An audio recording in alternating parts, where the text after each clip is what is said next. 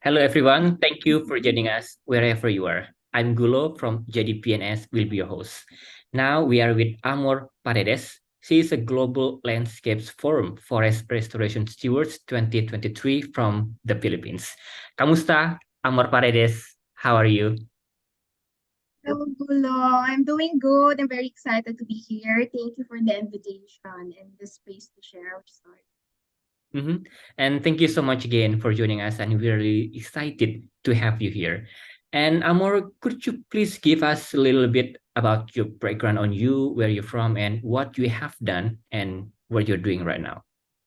Sure, yeah. I'm actually from the city capital of the Philippines. I grew up in Manila. I grew Mhm. up in the city. So, basically, for most of my life, I did not really have an orientation to the forest.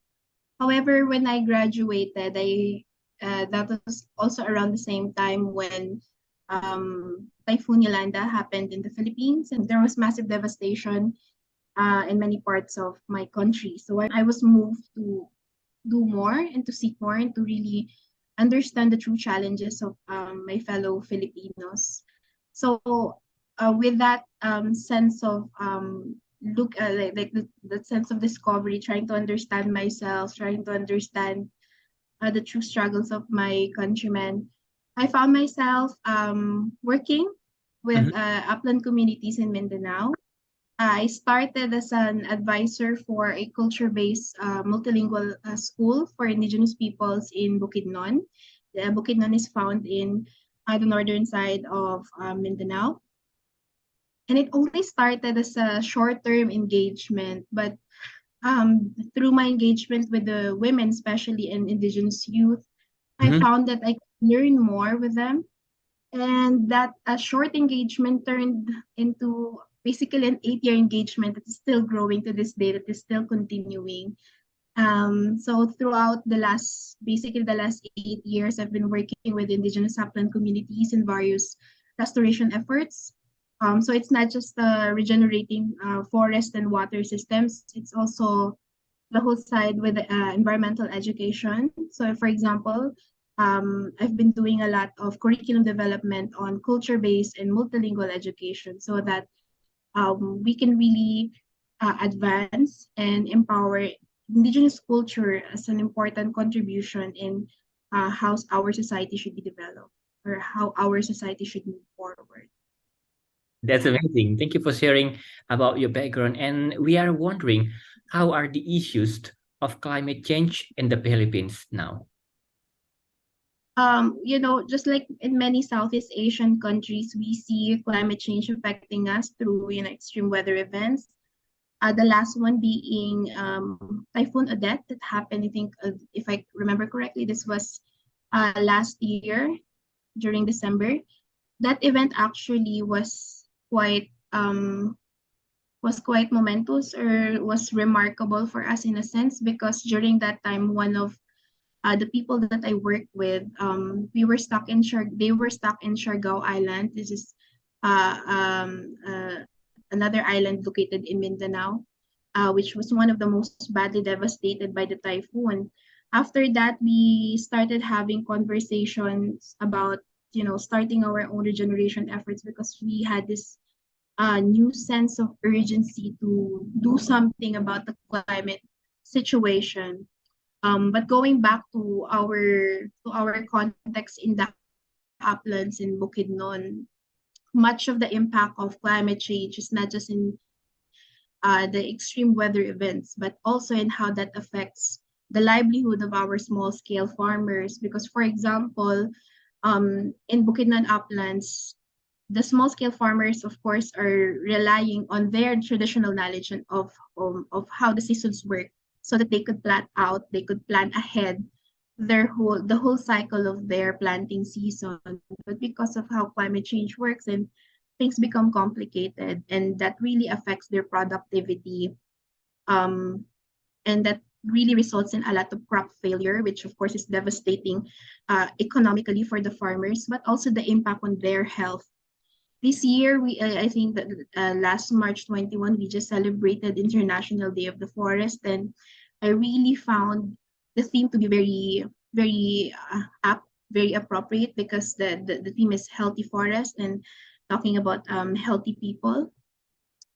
For our indigenous farmers in Bukidnon uplands, the impact of climate change is not just seen in their landscape, not just seen in their livelihood, but also in their health, because they are now forced to work under the scorching sun.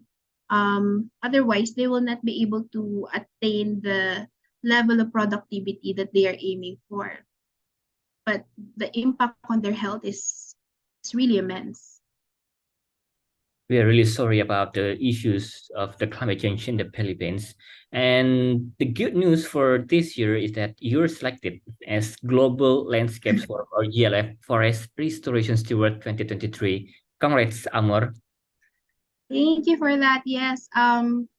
Last year I co-founded Salumayag Youth Collective for Forest, and this is with the Indigenous youth leaders in Bukidnon, and we tried our luck to apply for the restoration process at the Restoration Stewards program of the Global Landscape Forum, and we're very excited to be one of the grantees or one of the awardees this year. Thank you.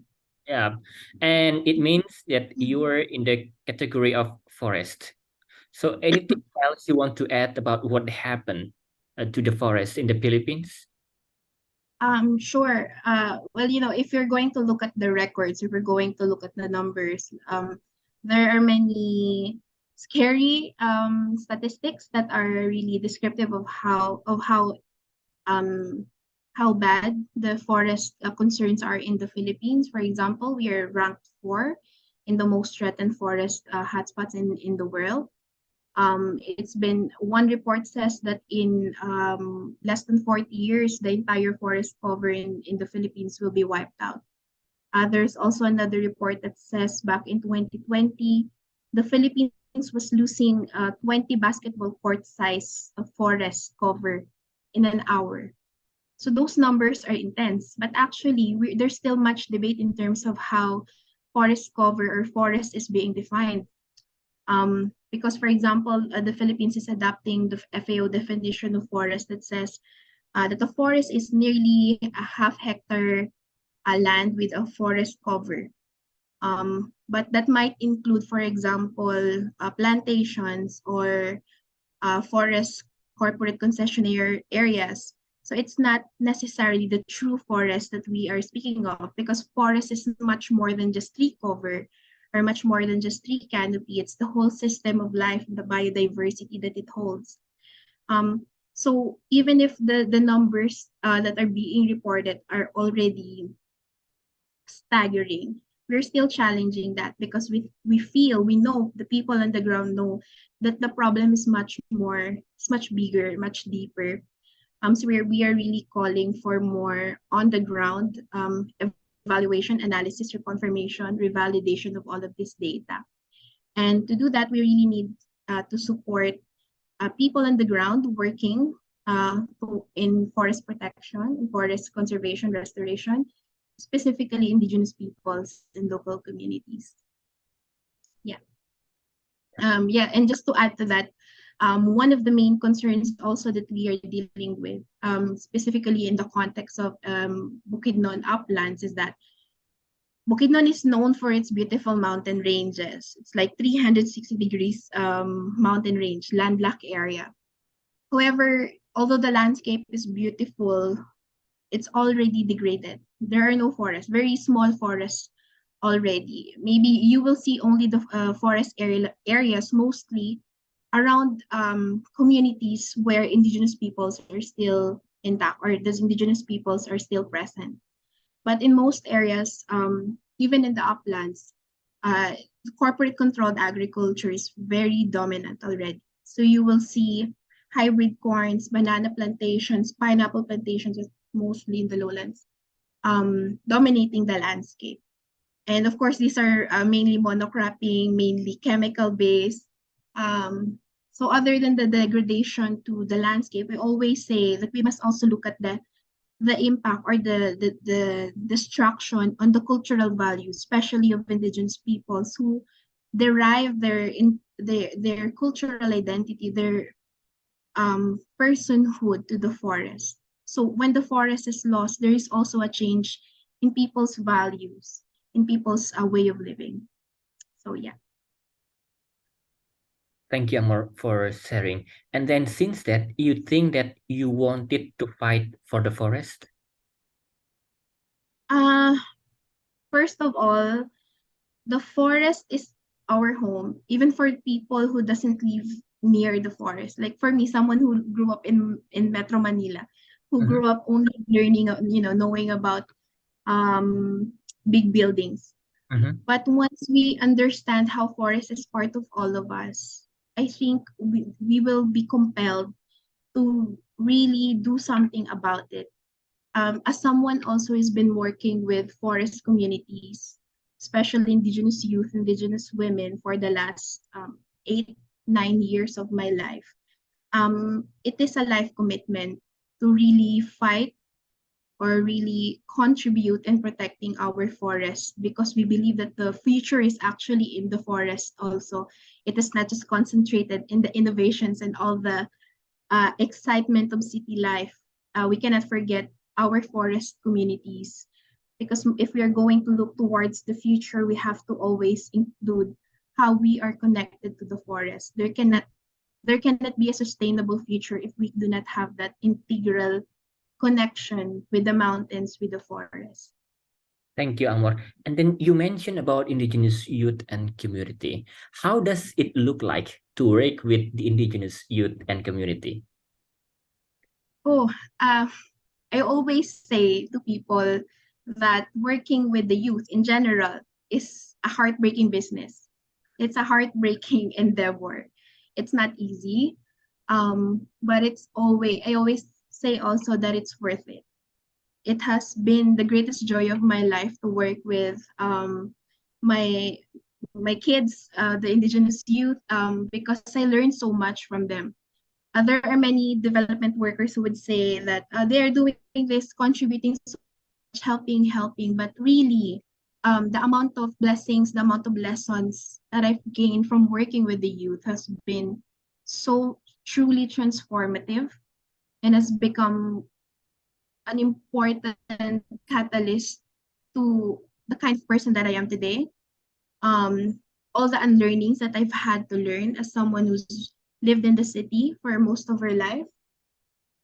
So working with Indigenous people has been it's difficult, but it's worth it. It's fun. And I believe that if we're going to move forward as a society, we really have to start working with our Indigenous brothers and sisters, and we have to start with the youth because uh, their vision is what will really carry us forward. There will be many challenges in this journey, but if we support the youth and their vision, I believe that we can really go through any challenges and yeah, go through them with success. And then after realizing all of those pressing problems, you founded Salumayag Youth Collective for Forest. What is it? Where is it based? And you found it by yourself, Amor? Yeah. So as I was already mentioning earlier, I founded it with someone, another person, an indigenous youth leader from the Manubo Kulamanon tribe located in Quezon, Bukidnon. So this is in southern Bukidnon. His name is Robert Kahapon. He is a wonderful indigenous forester, permaculturist, and an amazing organic farmer. Um, he is someone that I worked with for the last few years in another area in Bukidnon. Um, I also worked with him in Siargao. He was the guy I was saying earlier about someone who experienced the Typhoon Odette. Yeah, he was doing a different project in Siargao, but then he experienced Odette, and then we came together and we had a conversation about, oh, we have to do something about this. We cannot keep waiting for the institutions or the big organizations who doesn't necessarily always listen to the voice of the youth, who doesn't always maybe truly empower indigenous people in their action, in their climate action. So why do we have to keep waiting for all these people or all these big organizations when we can just do it ourselves? From what we have already, however small, however simple, and however humble, we can already contribute. So from that conversation, from that vision of working together, believing in ourselves as young people, we co-founded Salumayag Youth Collective for Forest just last year in 2022. We It's will always very remember young. this because only 1 year, yeah.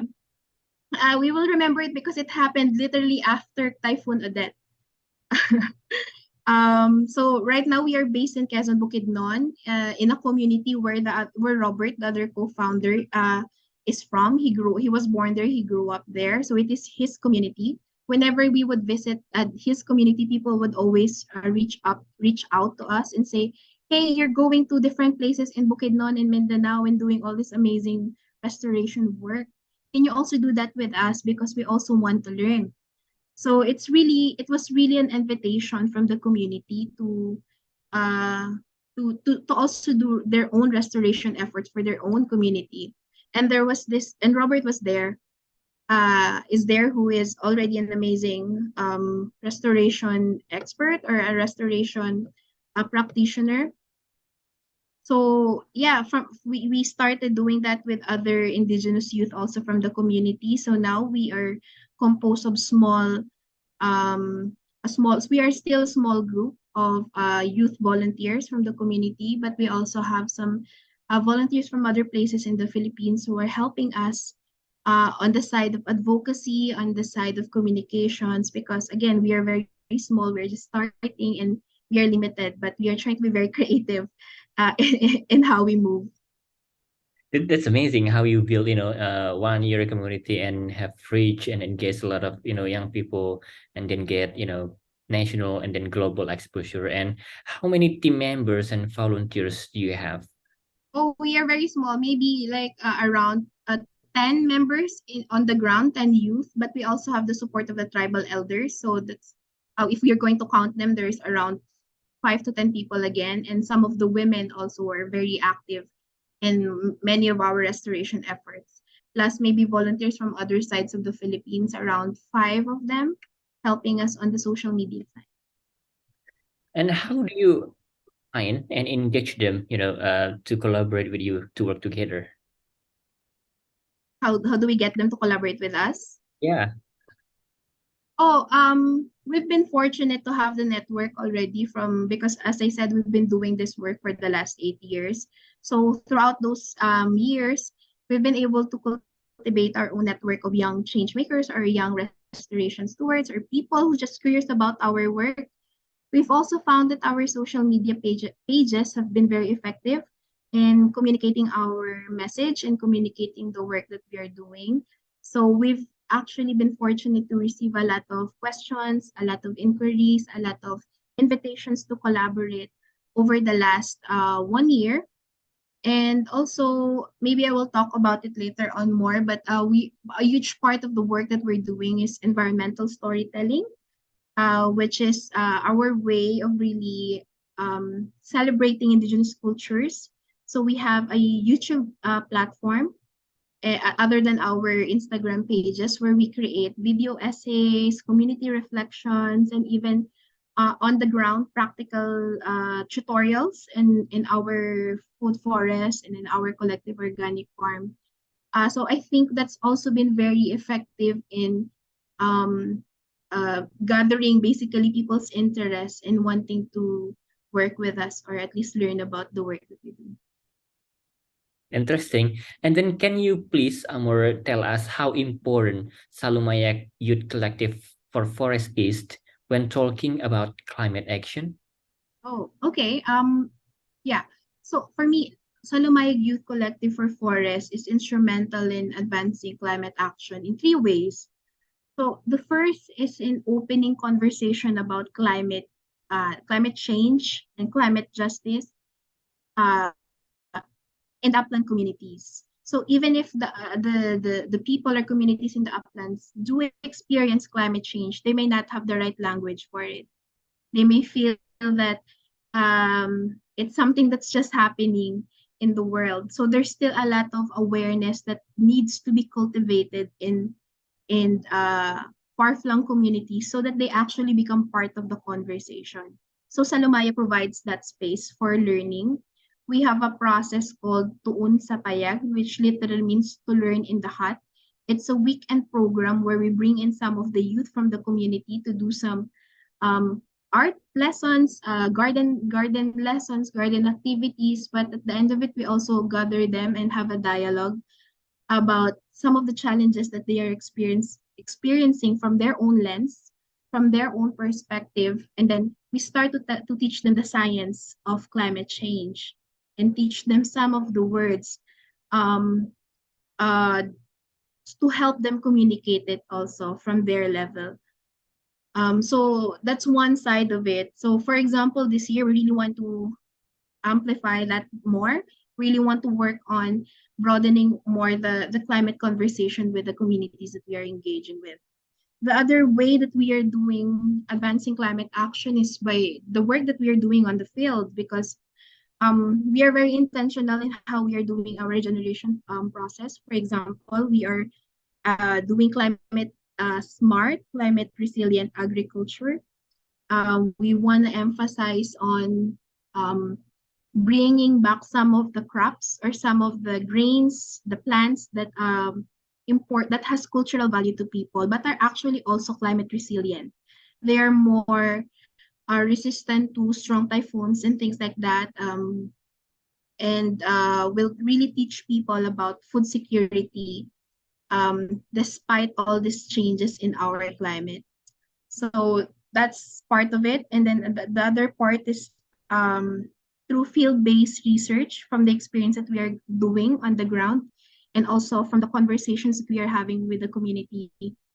We haven't done this yet, but this is part of the our vision to eventually create the research or like consolidate the data that we've been able to collect, because those are important information actually that are not present, I think, are very rarely available in mainstream media. So we want to create, consolidate them, process them, so we could offer them to the right authorities or to the right institutions, so we can affect change on the broader, bigger scale. Then, as young people running the projects, the programs you mentioned before, what are the problems that you find in the ground?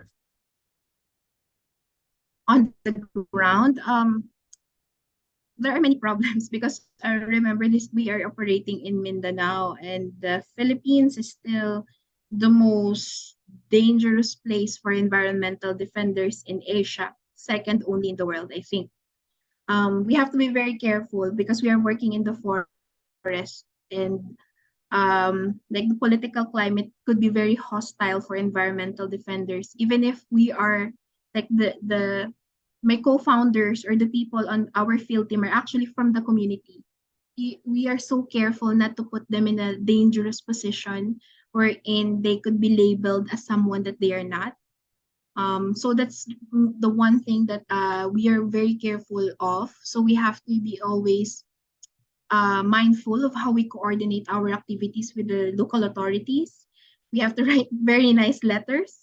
And we also find that our social media, our way of documenting our work is also very important so that people see that we are doing what we are doing is purely for the forest and for the community. So that's one part of it.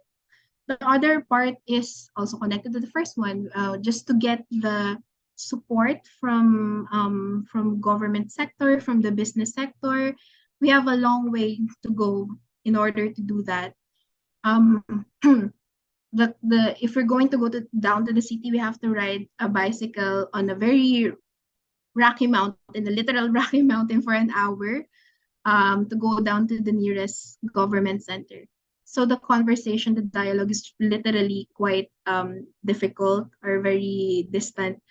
Um, but we really are looking forward with the restorations towards program that we could maybe have the resources now um, to strengthen the connections that we have with our government offices, and as well as the business sector, because we are dealing with um, the land conversion that is really controlled by corporations. So we want to talk to them instead of just instigating like a blaming game, like a blaming narrative. We want to have a dialogue.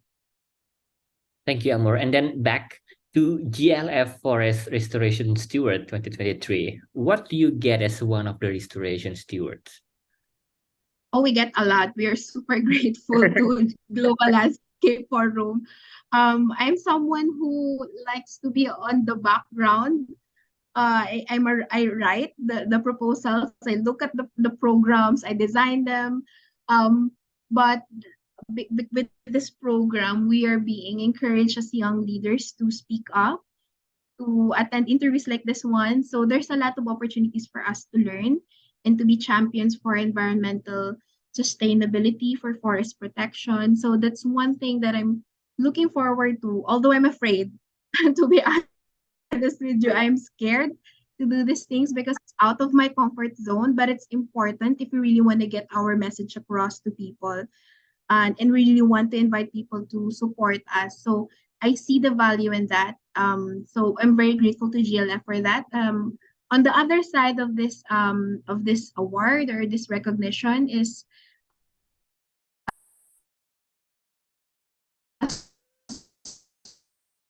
small grant, which vision with community leaders. So that's things that we're looking forward to this year. That's amazing, Amor. You mentioned that you get a lot from the GLF. And then what will you do with their support?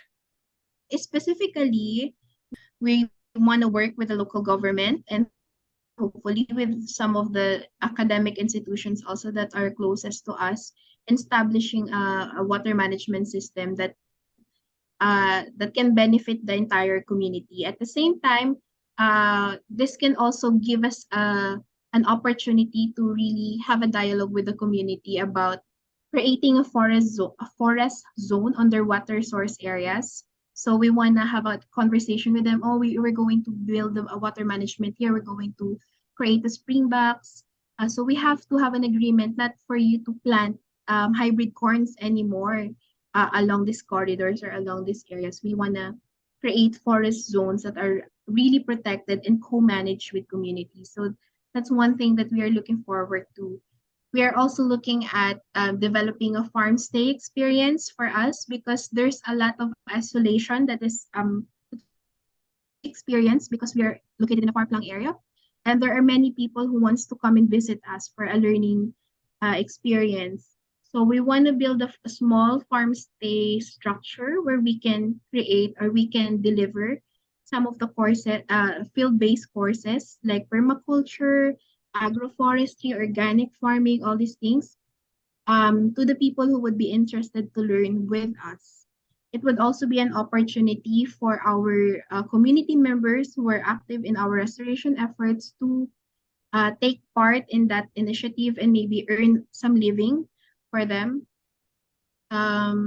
So yeah, finally, we really are trying to strengthen the training aspect of the work that we are doing.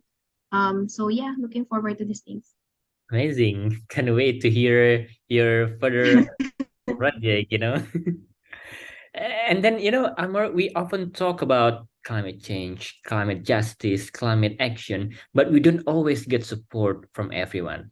How do you get support from people for your climate action project? Yeah, so maybe this is the time where I can share a bit more about our environmental storytelling initiative. So what we're trying to do in Salumayag Youth Collective for Forest is to create stories that are made by the community themselves. Because much of the stories that are present in the media is not really is not always representative of the voice of indigenous communities. So their stories are being told for them, but they actually can tell their own stories using their own language. So we want to create that platform for them through our environmental storytelling platform, so that people from other cultures, from other communities, can see the integrity of indigenous peoples and the work that they are doing in terms of advancing climate action where they are and how people can support them. So for us, the storytelling is one part of it. The other is a genuine dialogue. We want to really create spaces for people to have a conversation with us and with our community leaders, with our youth leaders about the work that they are doing and how, although we are coming from different backgrounds, at the end of the day, we are all part of this planet that needs our help in terms of healing the land and healing the cultures, healing the divides, because we always say that if we're going to heal the landscape, we also have to heal the divides in our society. And that starts with dialogue, open dialogue. Um, in that process, we have much to learn. We are looking at our own prejudices and bias so that we can really push forward an inclusive and safe dialogue with everyone. So it's a work in progress, but I'm so far I've been really proud of the advance that we've been able to accomplish. That's interesting. And also this year, Salumayag Youth Collective Purpose is selected as one of the grantees for the 2023 Wisely Seeds for the Future program. Again, congrats, Amor and the team. Yeah. Yes. Again, another unexpected opportunity. We did not expect to win that either, but of course, we are super grateful. If I can share a little bit about our project, it's Mhm. called Bukidnon Seeds Towards Project. It will be a way for us to future-proof food security and Bukidnon uplands. It is going to be an in-service training program for Indigenous farmers and youth to create a seed sanctuary, like seed banking. So similar to a typical bank, except instead of money, we are seeing the value of seeds here. Um, and we want to focus specifically on heirloom seeds. So these are heirloom varieties of crops, of grains, um, even and even other wild fruit trees that are important or has cultural value to the people. Um, because much of the agricultural system currently is focused actually on production of, for example, corn that is not really meant for human consumption. It's for chicken feeds, it's for animal feed. So there's a great irony in that. We really want to turn things around by starting small. So the Bukidnon Seeds Towards project will be a seed banking effort with the youth, completely with the youth and with the indigenous farmers, because we are also seeing that we're going to have a seed bank this year, then that will allow us to that will allow us some flexibility in terms of how we are looking our efforts in the future. If we have a seed bank, then we can keep continue doing our forest restoration efforts. We will always have seeds and seedlings, and then that will also support our collective farming initiative. This is a different initiative with some of the local farmers where we are sharing different resources, sharing in the harvest, sharing in the labor, instead of the typical individualized, very money-driven agriculture that's been mainstream recently. So yeah, we are super excited about the seed bank. Yeah, looking forward to it. Yeah, again, congrats. Wow. This year is really you and your team, uh, year. Yeah. And then, Amor, in your own perspective, how can young people manage regenerative agriculture and sustain indigenous ways of living in this modern era? Okay, yeah. When we say indigenous ways of living, maybe we are talking about our own roots, because the indigenous peoples have a specific way of their own. They have a specific culture and tradition. But even if we are not indigenous, I myself am not indigenous. As I said, I'm from Manila.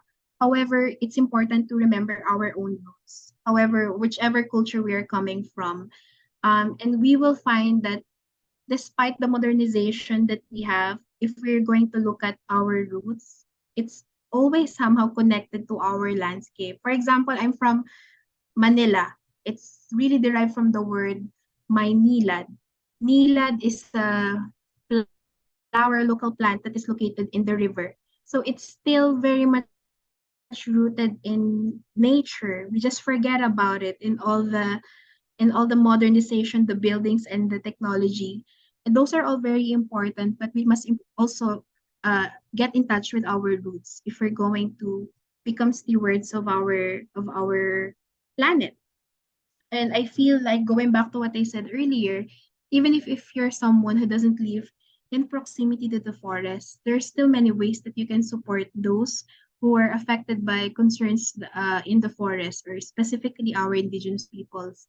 So wherever you are, whatever your situation is, I want you to know that you can do something about our planet, our forest, and our forest peoples.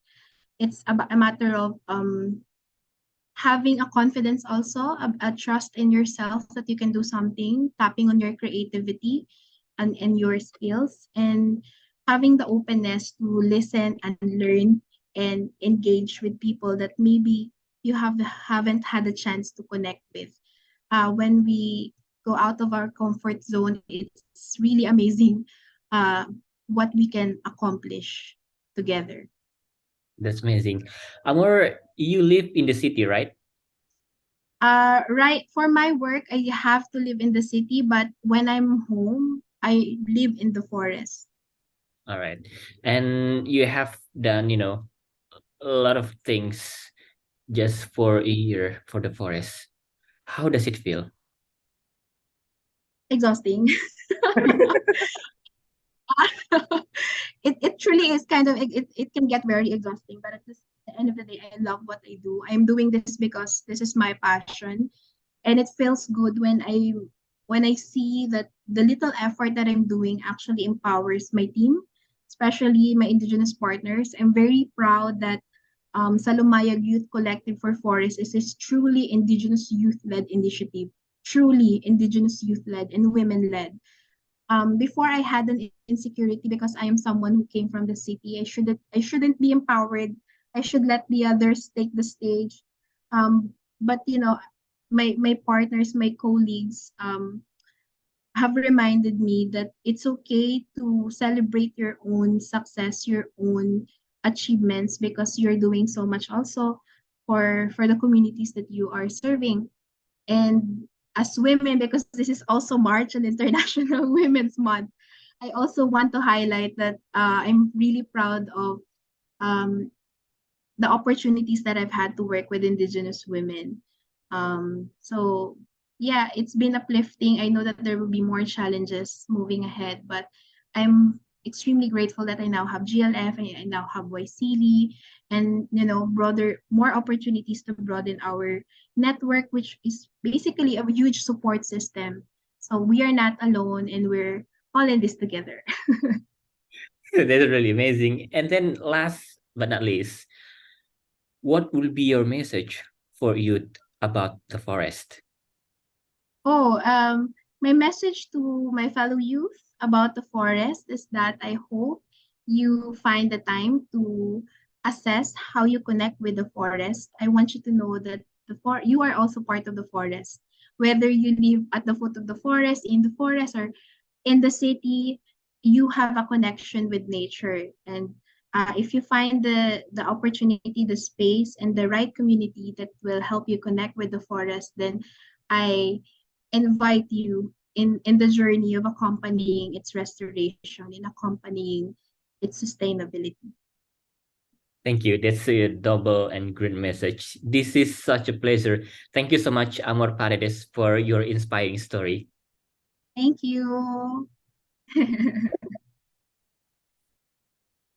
And thank you, everyone, for joining us. Let's collaborate to make this world into a better place.